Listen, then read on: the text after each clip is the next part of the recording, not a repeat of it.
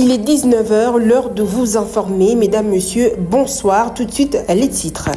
Dans cette édition du journal, nous revenons sur une affaire judiciaire majeure. Le procureur près la Cour de cassation, Firmin Bondé, sollicite la levée des immunités parlementaires du ministre de la Justice, Constant Moutamba. Ce dernier est visé par les accusations de détournement de 29 millions de dollars dans le cadre d'un contrat de gré à gré portant sur la construction de la prison de Kisangani. Tous les détails à suivre dans ce journal.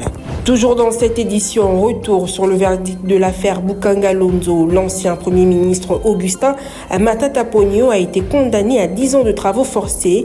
Une décision qui fait vivement réagir. Son avocat Laurent Onyemba dénonce un procès à caractère politique. Vous le verrez dans ce journal. Et puis à Lubero, la zone de santé fait face à une grande pénurie de médicaments. La fermeture de l'aéroport de Goma complique davantage l'acheminement des intrants médicaux. Malgré le soutien de certains partenaires humanitaires, les autorités locales redoutent une catastrophe sanitaire imminente.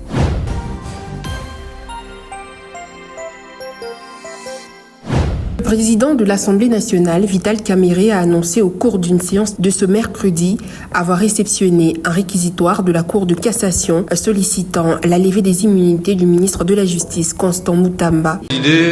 Pour que vous soyez informés, je viens d'être saisi par le procureur général près la Cour de cassation.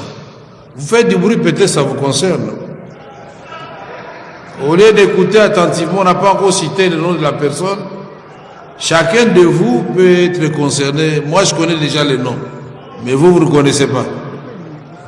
Alors, je viens d'être saisi par le procureur général près la Cour de cassation, au fin d'obtenir l'autorisation d'instruction contre les sieurs Constant Moutamba Tungunga, actuellement ministre d'État, ministre de la Justice et garde des Sceaux. Et donc, Ce réquisitoire est l'œuvre du procureur général près la Cour de cassation Firmin Bondé, qui a été lu devant les élus nationaux par le rapporteur du bureau, l'honorable Jacques Njoli. Selon quelques médias locaux, cette demande de la levée des immunités vise à poursuivre Constant Moutamba pour un présumé détournement de 29 millions de dollars dans le cadre d'un contrat de gré à gré pour la construction de la prison de Kisangani. Du côté du camp Moutamba, l'on dénonce un règlement des comptes de la part des magistrats que le ministre de la Justice a combattu depuis son entrée en fonction.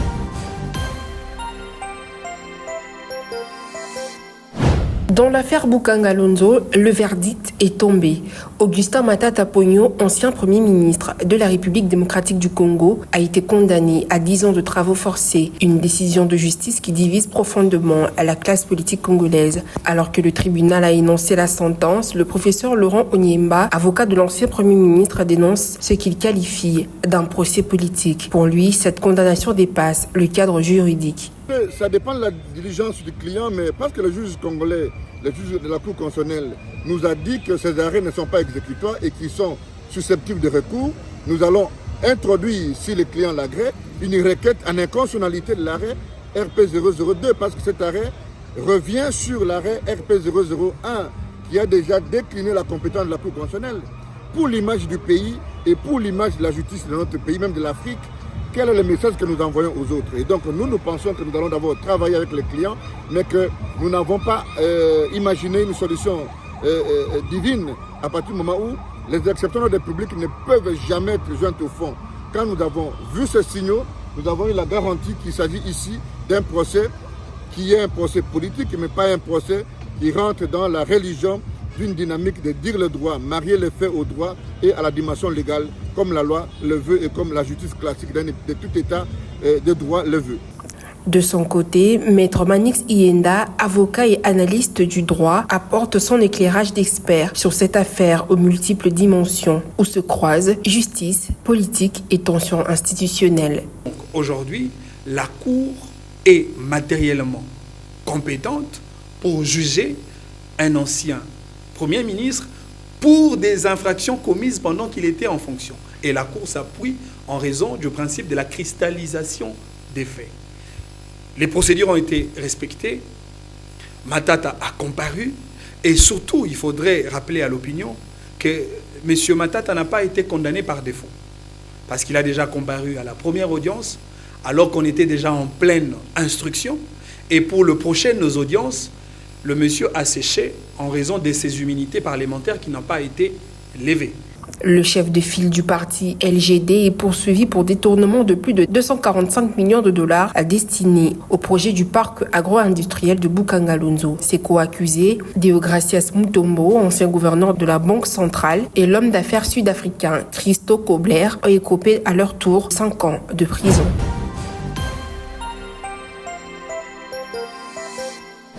Le vice-premier ministre, ministre de l'économie nationale, Daniel Mukoko Samba, a porté haut la voix de la République démocratique du Congo ce mardi 20 mai 2025 lors de la Global Growth Conference 2025 organisée par l'Institut Amadeus à Rabat. Prenant la parole sur le thème « Croissance économique, souveraineté et réconfiguration des équilibres économiques mondiaux ». Le responsable congolais a plaidé pour une vision géopolitique de la souveraineté économique de la RDC. À ses yeux, le pays doit renforcer sa souveraineté tout en s'intégrant aux grands espaces régionaux comme le corridor de l'Obito. Conscient des bouleversements liés à la transition énergétique et à la ruée vers des ressources stratégiques, Daniel Mukoko Samba a évoqué plusieurs leviers de transformation à la portée du pays. La production d'énergie à travers le grand barrage d'Inga et le corridor vert Kivu-Kinshasa, la construction du port en eau profonde de Banana et le développement du réseau ferroviaire. Dans la même dynamique, le ministre a également mis à profit son séjour à Rabat pour renforcer la coopération bilatérale RDC-Maroc. Bien avant la Global Growth Conference,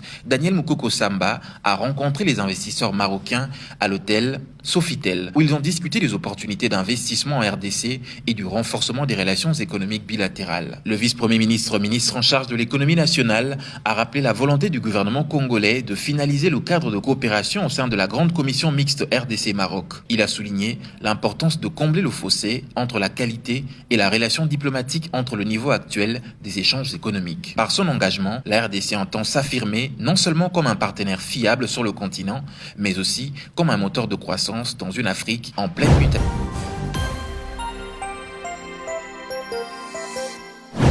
Le vice-premier ministre, ministre en charge du plan, Guilain Yembo, a reçu en audience ce lundi 19 mai 2025 l'ambassadeur chinois en RDC, Zhao Bin. Cette rencontre a porté sur le renforcement du partenariat économique entre les deux pays, avec un accent particulier mis sur l'alignement des investisseurs chinois sur les politiques incitatives mises en place par le gouvernement congolais. Monsieur le vice-premier ministre, ministre du plan, porte surtout sur une meilleure sensibilisation de l'environnement d'affaires au Congo, aux hommes d'affaires chinois. Nous avons pris la décision de mieux coordonner, concerter nos efforts pour mieux faire connaître aux hommes d'affaires chinois les politiques incitatives en cours définies par le gouvernement congolais pour attirer davantage d'investissements chinois dans tous les domaines d'activité économique, que ce soit agricole, industriel, minière et ainsi de suite.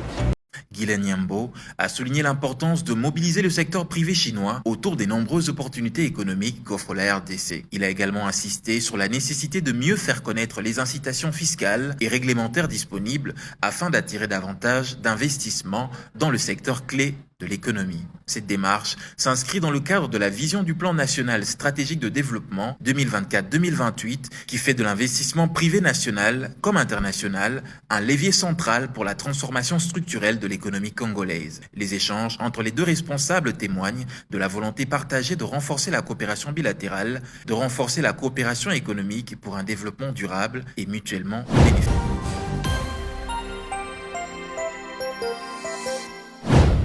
Tenue à Libreville, la capitale du Gabon, la réunion ministérielle du COPAX, Conseil de la paix et de sécurité de l'Afrique centrale, pour la préparation de la 26e session ordinaire de la conférence des chefs d'État et de gouvernement de la CEEAC, présidée par le vice-premier ministre congolais de l'Intérieur et Sécurité, Jacquemin Chabani-Luko, face à la recrudescence des activités des groupes armés dans les zones frontalières entre la République centrafricaine, le Tchad, le Cameroun et la RDC. Les autorités stabilité régionale s'apprête à convoquer un forum stratégique de grande portée. Placé sous la coordination du vice-premier ministre de l'Intérieur congolais, cette initiative vise à définir une réponse collective, cohérente et pérenne, articulée autour d'une vision partagée de la sécurité transfrontalière et de la stabilité régionale. Face à l'évolution préoccupante du mouvement des éleveurs transhumants Mbororo et à l'activisme des groupes armés dans les zones frontalières entre la République centrafricaine, le Tchad, le Cameroun et la RDC, ce forum visera à définir une approche régionale concentrée pour restaurer durablement la paix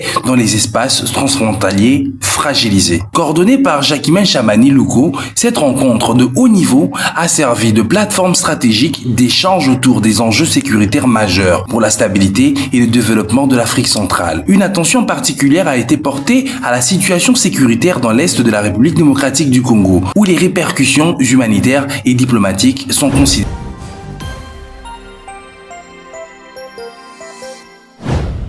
Une vaste opération de nettoyage administratif est en cours au Sénat de la République démocratique du Congo. À l'initiative de son président Jean-Michel Sama-Lukonde, la Chambre haute du Parlement s'est lancée dans une série d'audits internes pour lutter contre le phénomène persistant des agents fictifs. Cette initiative fait suite à des révélations concernant un nombre excessif de personnel dont l'efficacité soulève des interrogations. Réagissant sur son compte X ce mardi 20 mai, le successeur de Modeste Bahati Lukwebo a affirmé être résolument engagé à faire du Sénat une institution exemplaire, moderne, transparente et pleinement responsable devant la nation. Avec près de 700 agents recensés à ce jour, le Sénat compte un personnel pléthorique dont l'efficacité suscitant des questionnements. À l'initiative du bureau du Sénat, ayant dans ses prérogatives la gestion des ressources humaines du Sénat, Topin Kabongo Mukenishai, quêteur du Sénat, a réuni les membres de la commission spéciale chargée de faire un état des lieux du personnel administratif afin de les donner des orientations et la méthodologie à suivre pour atteindre les résultats escomptés. En attendant les conclusions de cette évaluation, tout mouvement du personnel est suspendu, y compris les avancements en grade.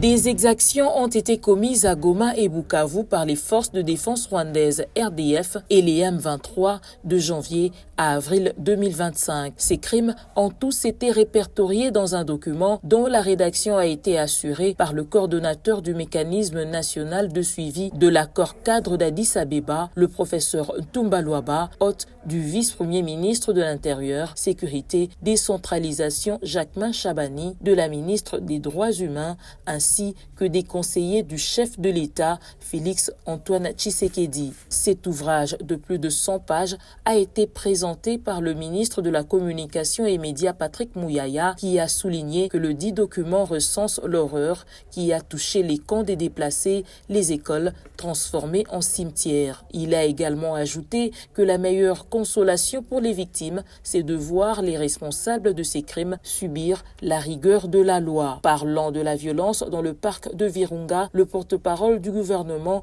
a souligné qu'il faut rompre le silence. Il a aussi exprimé le vœu de voir le monde entier parler des atrocités et pillages orchestrés par le Rwanda et ses supplétifs dans ce patrimoine mondial de l'UNESCO.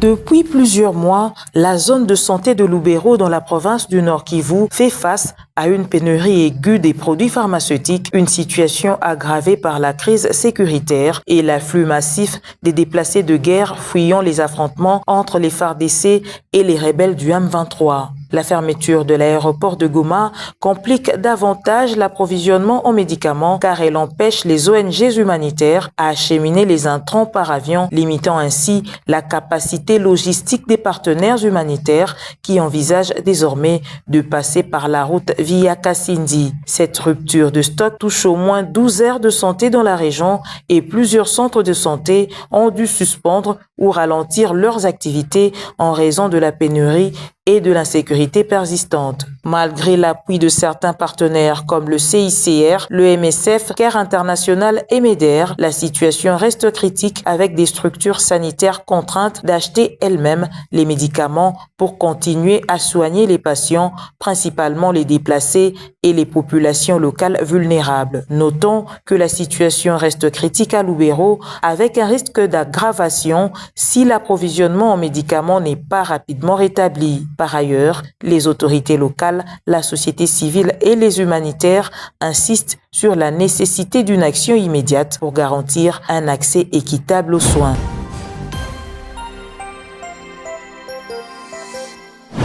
L'arrêt rendu par défaut par la Cour constitutionnelle ce mardi 20 mai 2025 dans l'affaire Bukanga Alonzo opposant l'ancien Premier ministre Matata Mponyo Mapon, actuellement député national, suscite de vives réactions dans l'opinion. Les premières voix recueillies sur le terrain saluent majoritairement la décision de la plus haute juridiction du pays, y voyant ainsi un signal fort pour l'état de droit. Interrogé, M. Jonas Moudindambi a reconnu la brillance intellectuelle de l'ancien Premier ministre, tout en spécifiant que cela n'excuse en rien. C'est pourquoi il a été condamné. Oui, je connais le honorable Matata Mponyo, c'est un homme qui a travaillé intelligent. Ses projets, ses programmes, son leadership au pays a apporté quand même quelque chose. C'est bien bon, mais nous ne devons pas autoriser, permettre la corruption. Bon, comme la justice a fait son travail, nous devons s'incliner à ça. C'est tout à fait normal. Depuis qu'on avait institué IGF, qui était dans les contrôles, a constaté que Matata Mponyo avait détourné parce que jusqu'aujourd'hui, l'agro-industriel de Bukanga Alonzo devait apporter quelque chose sur la sécurité alimentaire en République démocratique du Congo.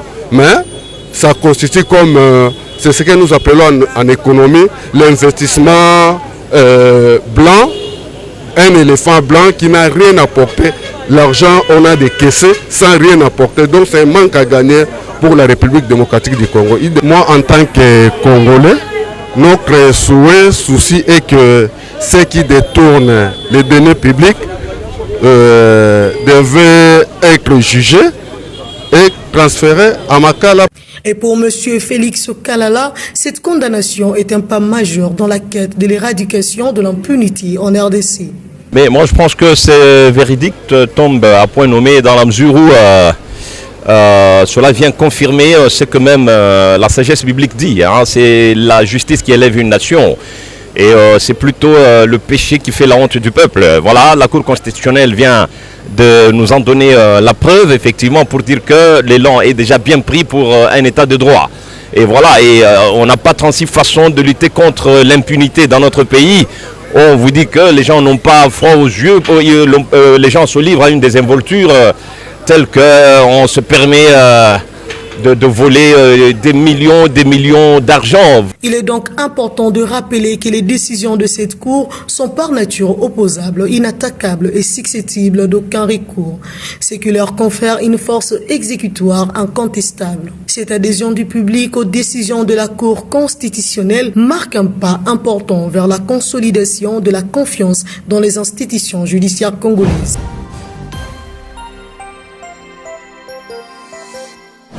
L'avenue du tourisme, communément appelée Ndila Maï dans la commune de Ngaliema, était partiellement fermée à la circulation depuis ce mercredi 21 mai à 4 heures. Elle le sera complètement la nuit en raison des travaux de réhabilitation. Le ministre des Infrastructures et Travaux Publics l'a annoncé à travers un communiqué. Cette route sera fermée à la circulation de manière alternée. Ce mercredi, de 4h à 15h, les véhicules enroulés à sens unique sur la voie allant de Kintsuka au centre-ville. De 15h à 22h, les véhicules sont passés à sens unique sur l'autre voie allant du centre-ville vers Kintsuka. Circuler dans ce coin de la République est un vrai parcours de combattants. Il n'y aura donc pas de pause. Ces travaux vont se poursuivre dans la nuit de mercredi à jeudi, soit de 22h à 4h du matin. La route sera complètement fermée à la circulation dans les deux sens. En outre,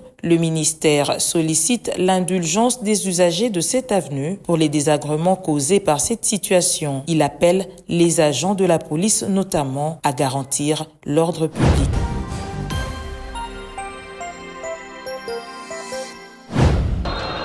Il y a aussi Patrick Mwangoulou. La phase de play-off du championnat national de football de la République démocratique du Congo continue son cours normal. L'un des matchs le plus attendu était le Classico congolais entre l'SV Club et le tout-puissant Mazembe qui a eu lieu le mardi 20 mai 2025 au stade de Marty de la Pentecôte. Les amoureux du ballon rond attendaient un match électrique, mais non seulement le stade était presque vide, le score est également resté vierge. Aucun but à savourer, déception dans les gradins. Malgré les assauts de part et d'autre, Faverdi Bongeli, Oscar Kabwit ou Patrick Mangoulou pour Mazembe et la présence de Chico Ushindi, William Likuta et bien sûr le retour de Djuma Chabani Wadol pour Vita, le public présent est resté sur sa soif, observant les 0 buts partout au coup des sifflets final. Et les Dauphins noirs diront grand merci à l'homme du match, le gardien burkinabé Sofiane Farid Ouedraogo, qui a sorti sa grande classe en réalisant des belles arrêts tout au long de la rencontre. Un nil insatisfaisant pour les deux géants du football congolais. Les Dauphins noirs restent à la 5e place avec 12 points en cette sortie, tandis que les Corbeaux sont à la 6e, 10 unités avec le même nombre de matchs.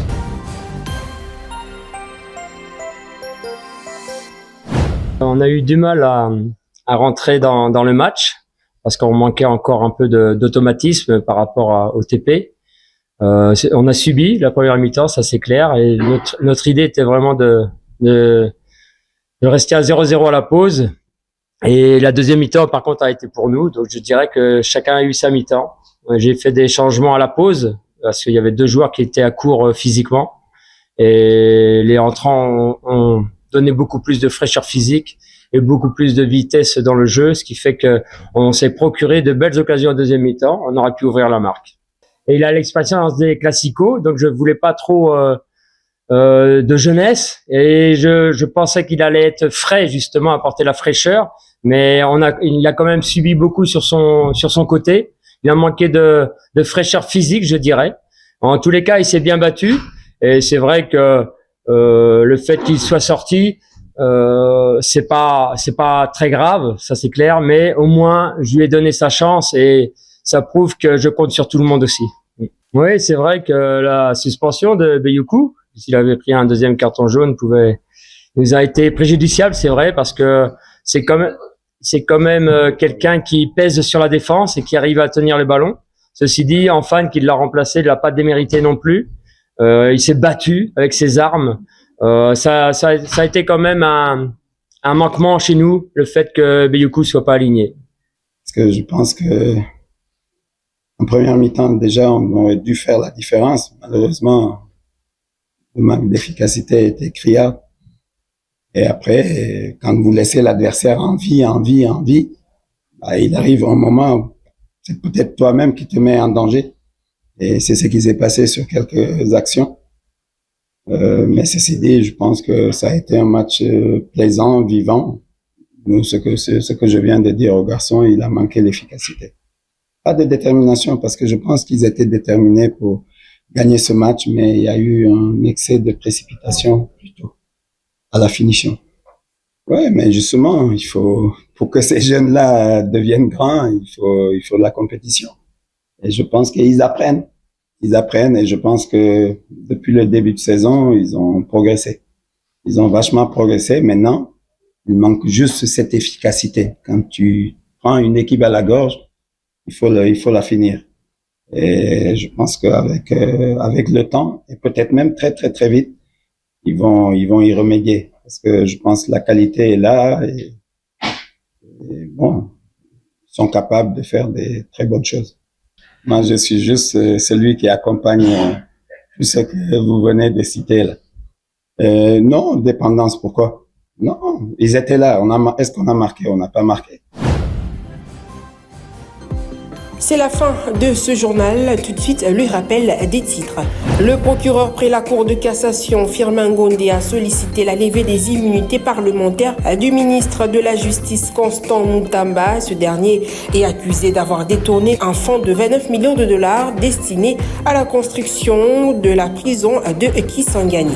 Nous sommes également revenus sur le verdict de l'affaire Bukanga Lonzo. L'ancien Premier ministre Augustin Matata Ponyo a été condamné à 10 ans de travaux forcés. Une décision qui a fait réagir son avocat Laurent Onyemba, qui a dénoncé un procès à caractère politique. Vous l'avez également vu dans ce journal. Et puis à Lubero, la zone de santé a fait face à une grave pénurie de médicaments. La fermeture de l'aéroport de Goma a compliqué davantage l'acheminement des intrants médicaux. Malgré le soutien de certains partenaires humanitaires, les autorités locales redoutent une catastrophe sanitaire imminente.